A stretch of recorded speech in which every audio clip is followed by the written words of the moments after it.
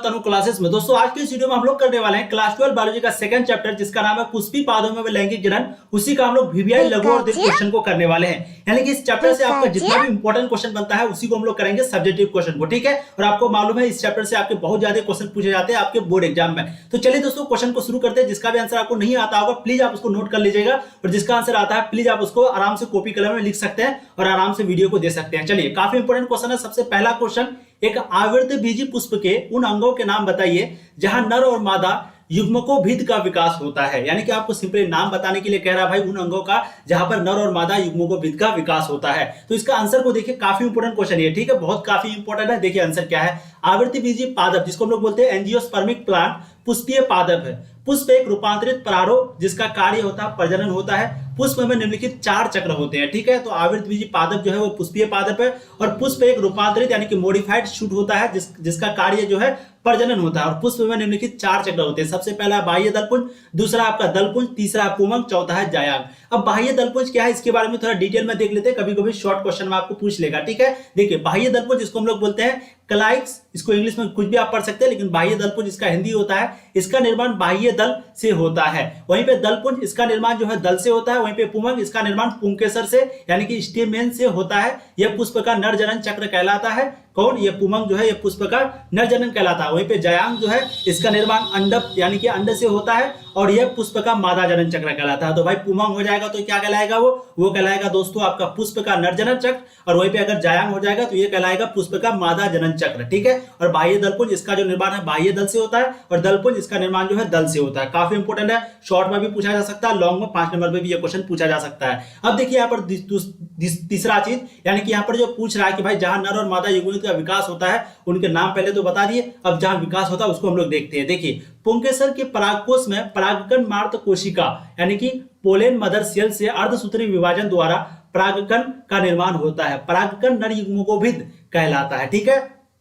तो पुंकेसर के परागकोश में परागकण मार्त कोशिका से अर्धसूत्री विभाजन द्वारा परागकण का निर्माण होता है, और इसी को हम लोग परागकण नर युग्मकोभिद यानी कि मेल गेमेटोफाइट कहते हैं। तो आपको आंसर समझ में आ गया। अब दूसरा चीज देखिए अंडप। अंडप जो है ये 3 भाग होते हैं। अंडप के कितने भाग होते हैं, 3 भाग। जैसे कि आप लोग यहाँ पर देखिए भाई आवृतबीजी पादप जो है ये पुष्पीय पादप है, और इसके 4 पर चक्र होते हैं। उसी तरीके से अंडप का बात करेंगे तो अंडप के 3 भाग होते हैं। सबसे पहला अंडाशय यानी कि ओवेरी, दूसरा है वर्तिका यानी कि स्टाइल, तथा तीसरा है वर्तिकाग्र यानी कि स्टिग्मा, ठीक है। अब देखिए अंडाशय में बीजांड का निर्माण होता है। अंडाशय में जो है बीजांड का निर्माण होता है, और बीजांड के बीजांडकाय की गुरु बीजाणु मात्र कोशिका यानी कि मेगास्पोर मदर सेल से अर्धसूत्री विभाजन द्वारा अगुणित गुरु बीजाणु से मादा युग्मकोभिद फीमेल गेमेटोफाइट अथवा भ्रूणकोश एम्ब्रियो सैक का विकास होता है। तो अंडप जो उसके 3 भाग होते हैं भाई। सबसे पहला भाग, तीनों भाग का नाम दिया हुआ है, और अंडाशय में बीजांड का निर्माण होता है, और बीजांड के बीजांडकाय की गुरु बीजाणु मात्र कोशिका से अर्धसूत्री विभाजन द्वारा अगुणित गुरु बीजाणु से मादा युग्मकोभिद अथवा भ्रूणकोश का विकास होता है। ये आपका अंडप का 3 भाग हो गया। किस तरह से क्या क्या चीज का भ्रूणकोश का कैसे विकास होता है हम लोग देख लिए। अब देखिए नेक्स्ट क्वेश्चन, क्वेश्चन नंबर 2, ये भी काफी इंपॉर्टेंट क्वेश्चन है। इसमें सिंपली आपको अंतर, जैसे कि मैंने बताया कि भाई लैंगिक जनन और अलैंगिक जनन ये दोनों का अंतर को आपको देखना है। उसी तरीके से एक लघु बीजाणुधानी और एक गुरु बीजाणुधानी, इसको भी देखिए क्योंकि काफी इंपॉर्टेंट है। देखिए लघु बीजाणुधानी तथा गुरु बीजाणुधानी के बीच का अंतर को बताइए। इन घटनाओं के दौरान किस प्रकार का कोशिका विभाजन संपन्न होता है, यानी कि इस घटना के दौरान ये लघु बीजाणुधानी और गुरु बीजाणुधानी की घटना के दौरान, इंसिडेंट के दौरान किस प्रकार का कोशिका विभाजन होता है इसको भी देखेंगे। और इन दोनों घटनाओं के अंत में बनने वाली संरचनाओं के नाम बताइए, यानी कि इसका जो स्ट्रक्चर बनता है ये दोनों घटना के समय वो स्ट्रक्चर क्या है। तो ये 5 नंबर का क्वेश्चन है, काफी इंपॉर्टेंट है। क्वेश्चन को ध्यान से देखिए। सबसे पहले हम लोग बात करते हैं लघु बीजाणुधानी तथा गुरु बीजाणुधानी के बीच का अंतर, क्योंकि काफी इंपॉर्टेंट है। बहुत बार आपके बोर्ड एग्जाम में ये क्वेश्चन पूछा जा चुका है, ठीक है। तो देखिए सबसे पहले बात करते हैं लघु बीजाणुधानी। तो ये बाह्य त्वचा, मध्य स्तर तथा टेपिटम से घिरी रहती है, ठीक है। तो लघु बीजाणु का बात करें तो भाई ये क्या होता है, बाह्य त्वचा, मध्य स्तर तथा टेपिटम से घिरा हुआ रहती है। वहीं पे गुरु बीजाणुधानी जो है ये बाह्य तथा अंत अध्यावरण से घिरी रहती है, दोनों। और ये त्वचा जो है सिर्फ मध्य स्तर, टेपिटम और बाह्य त्वचा से। अब दूसरा पॉइंट पर बात करेंगे तो परागकण जो है मात्र कोशिका से सूक्ष्म बीजाणु में बनते हैं, जो कि परागकोश के चारों कोनों पर विकसित होते हैं, ठीक है। वहीं पे अगर गुरु बीजाणु का बात करेंगे तो ये मात्र कोशिका से गुरु बीजाणु बनते हैं जो कि अंडाशय में विकसित होते हैं। ये आपका होता है परागकोश के चारों कोनों पर विकसित होता है, और वहीं पे ये जो है सिर्फ अंडाशय में यानी कि ओवेरी में विकसित होता है। अब तीसरा पॉइंट पर बात करेंगे लघु बीजाणु धानी का। तो सूक्ष्म बीजाणु मात्र कोशिका के अर्धसूत्री विभाजन द्वारा अनेक परागकणों का निर्माण होता है। वहीं पे अगर इसका बात करेंगे गुरु बीजाणु धानी का, तो गुरु बीजाणु मात्र कोशिका के अर्धसूत्री विभाजन से गुरु बीजाणुओं का निर्माण होता है। अब चौथा पॉइंट पर बात करेंगे तो परागकोश के स्फुटन पर परागकण, क्या लिखा हुआ, परागकण विभुक्त होते हैं, परागकण नर युग्मों को भिन्न बनाते हैं। और गुरु बीजाणु से भ्रूणकोश यानी कि एम्ब्रॉय सैक बनता है जो कि मादा युग्मों को भिन्न बनाते हैं। तो गुरु बीजाणु धानी भाई मादा युग्मों को भिन्न बनाते हैं, ठीक है, युग्मों को भिन्न, और वहीं पे आपका जो परागकण जो है वो नर युग्मों को भिन्न बनाते हैं लघु बीजाणु धानी, ठीक है। तो आपको पॉइंट समझ में आ गया इनके दोनों के बीच का अंतर। अब बात करते हैं इन घटनाओं के दौरान क्या क्या होता है, ठीक है। इन घटनाओं के दौरान अर्धसूत्री विभाजन होता है, लघु बीजाणु धनन के अंत में लघु बीजाणु अथवा परागकण बनते हैं, तथा गुरु बीजाणु धनन के अंत में 4 गुरु बीजाणु बनते हैं। और ये घटना के दौरान क्या होता है भाई, अर्धसूत्री विभाजन होता है, और लघु बीजाणु धनन के अंत में लघु बीजाणु अथवा परागकण बनते हैं, और गुरु बीजाणु धनन के अंत में 4 गुरु बीजाणु बनते हैं, ठीक है। घटना के दौरान क्या हो गया। अब बात करते हैं क्वेश्चन नंबर 3, आपके सिलेबस में काफी इंपोर्टेंट है। एक और क्वेश्चन पूछा गया था यहाँ पर स्ट्रक्चर के बारे में, तो ये स्ट्रक्चर जो है आपको एनसीईआरटी बुक में मिल जाएगा, ठीक है। किसका स्ट्रक्चर भाई, ये लघु बीजाणु धानी और गुरु बीजाणु धानी के बीच का जो अंतर है, तो इसी में एक स्ट्रक्चर बनता है, क्योंकि यहाँ पर देखिए इन दोनों घटनाओं के अंत में बनने वाले संरचना का नाम क्या है, तो वो आपको एनसीईआरटी बुक में लास्ट में मिल जाएगा।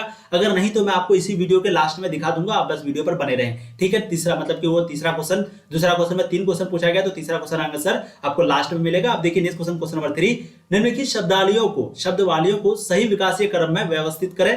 परागकण, बीजाणु जनन, उत्तक, लघु बीजाणु, चतुष्क, पराग मात्र, कोशिका, नर युग्मक। तो सिंपली आपको सही क्रम में आपको दर्शाना है, तो आप देख लीजिए कैसे कैसे करके यहाँ पर दर्शा हुआ है। बीजाणु उत्तक है सबसे पहला, उसके बाद आपका पराग मात्र कोशिका, फिर लघु बीजाणु चतुष्क, उसके बाद परागकण, उसके बाद नर युग्मक, ठीक है। तो कुछ इस प्रकार का आपको व्यवस्थित क्रम करना है। अब देखिए नेक्स्ट क्वेश्चन काफी इंपोर्टेंट है, 2010 में भी पूछा गया है, 2015 में भी और 2017 में भी। एक परारूपी आवृत्ति बीजी बीजांड के भागों का विवरण दिखाते हुए एक स्पष्ट एवं साफ सुथरा नामांकित चित्र बनाइए, ठीक है। किसका भाई, एक परारूपी आवृत्ति बीजी बीजांड के भागों का विवरण दिखाते हुए एक स्पष्ट हो गया, साफ सुथरा हो गया, नामांकित चित्र बनाने के लिए कह रहा है। तो देख लीजिए यहाँ पर आपको चित्र किस तरीके से बनाना है। परारूपी आवृत्ति बीजी बीजांड का चित्र आपको एनसीईआरटी बुक में भी मिल जाएगा, और कुछ इस प्रकार का चित्र है, आपको ये चित्र बनाने के लिए कह रहा है। बहुत सारा नाम यहाँ पर इंग्लिश में है, तो हो सके तो आप हिंदी में भी कन्वर्ट कर सकते हैं, कोई बड़ी बात नहीं है, ठीक है। और एनसीईआरटी बुक में आपका लिखा हुआ ये भी चित्र। अब चलिए बात करते हैं क्वेश्चन नंबर 5। कभी कभी ये पूछा जाता है, 2 बार 3 बार पूछा भी गया है, जैसे कि मैंने बताया 2010, 15, 17, इसलिए इंपॉर्टेंट है, प्लीज इसको ध्यान से देख लीजिएगा आप लोग। अब देखिए नेक्स्ट क्वेश्चन काफी इंपॉर्टेंट, क्वेश्चन नंबर 5, आप मादा युग्मों को भिन्न के एक बीजाणुज विकास से क्या समझते हैं। आप मादा युग्मों को भिन्न के एक बीजाणुज विकास से क्या समझते हैं। देखिए समझते हैं, क्या समझते हैं ये अभी पता चल जाएगा। देखिए गुरु बीजाणु जनन, क्या लिखा हुआ, गुरु बीजाणु जनन के फलस्वरूप बने गुरु बीजाणु चतुष्क यानी कि टेट्रेड में से 3 नष्ट हो जाते हैं, तथा केवल एक गुरु बीजाणु, जैसे कि हम लोग भाई वो घटना के दौरान 4 बनता है, टोटल कितना बनता है 4, चतुष्क, उसमें से जो है 3 नष्ट हो जाता है, और केवल एक गुरु बीजाणु ही सक्रिय होता है, जो कि मादा युग्मों को भिन्न का विकास करता है। गुरु बीजाणु का केंद्रक जो है वो 3 सूत्री विभाजन द्वारा 8 केंद्रक बनाता है। गुरु बीजाणु का केंद्रक जो है वो 3 सूत्री विभाजनों के द्वारा 8 केंद्रक बनाता है, और प्रत्येक ध्रुव पर 4-4 केंद्रक व्यवस्थित होते हैं, यानी कि प्रत्येक ध्रुव पर, एक ध्रुव पर 4 और एक ध्रुव पर 4 केंद्रित यानी कि केंद्रक व्यवस्थित होते हैं। उसके बाद भ्रूणकोश के बीजांड द्वारी ध्रुव पर स्थित चारों केंद्रक में से 3 केंद्रक कोशिकाएं अंड उपकरण बनाते हैं। उसमें से 4 कोशिका जो अलग अलग हुए, उस 4 कोशिका में से फिर 3 केंद्रक जो कोशिकाएं अंड उपकरण यानी कि एक अपैरेटस, ठीक है, एक अपैरेटस बनाते हैं, जबकि निभागीय सिरे के 4 केंद्रकों में से 3 केंद्रक जो है वो क्या बनाते हैं दोस्तों, 3 केंद्रक जो है वो एंटीपोडल कोशिका यानी कि एंटीपोडल सेल्स बनाते हैं। दोनों ध्रुवों से आए एक एक केंद्रक केंद्रीय कोशिका में संयोजन द्वारा ध्रुवीय केंद्रक यानी कि पोलर न्यूक्लियस बनाते हैं। क्योंकि मादा युग्मों को भिन्न सिर्फ एक ही बीजाणु गुरु बीजाणु से विकसित होता है, अतः इसे एक गुरु बीजाणु विकास कहते हैं, ठीक है। काफी इंपोर्टेंट क्वेश्चन है, क्वेश्चन को ध्यान से देखिए, एक दो बार रीडिंग कीजिएगा, आपको समझ में आ जाएगा, ठीक है। और स्क्रीनशॉट ले लीजिए अगर आप नोट नहीं कर रहे हैं तो। अब देखिए नेक्स्ट क्वेश्चन, क्वेश्चन नंबर 6,